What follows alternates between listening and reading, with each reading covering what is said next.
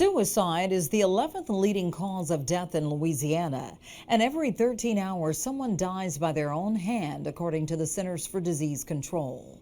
Nationwide, stories of veterans falling victim to mental health disorders are all too common.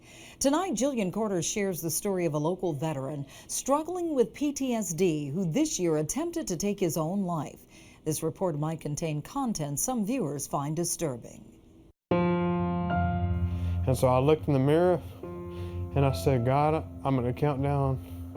And so I said 3 and I put it on alpha safety on fire. I said 3, 2, 1, and I said, God, and I shot. Matthew Richard attempted to end his life in March. I had been contemplating suicide for a long time. So what led him to this? He joined the Marine Corps in 2005, following in the footsteps of his godfather. And I told myself since I was about probably 6 or 7 years old that I was going to be a Marine because of him. While serving in Ramadi, Iraq in 2007, tragedy struck. I ended up accidentally shooting a best friend of mine over there when we got back from patrol. It was 3 months before we were supposed to leave. Richard killed Lance Corporal Stephen Chavez. I went to the brig for a year for negligent homicide.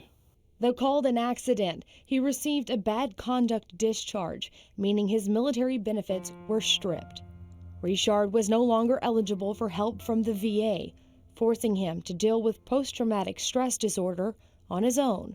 I was struggling mentally, spiritually, and physically after that for a long time dealing with it. Richard was in a place he never thought he'd be. I've had about 4 or 5 senior Marines who come back from war and shot themselves over getting a divorce, over other things, and I told myself I will never do that.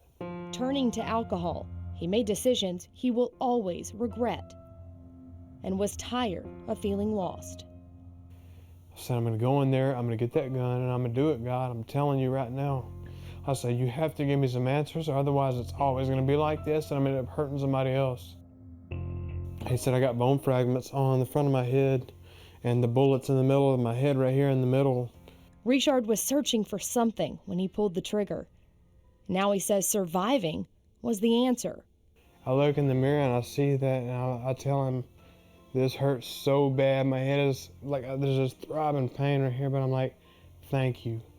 Thank you for the pain, because it reminds me of what I should not do ever again.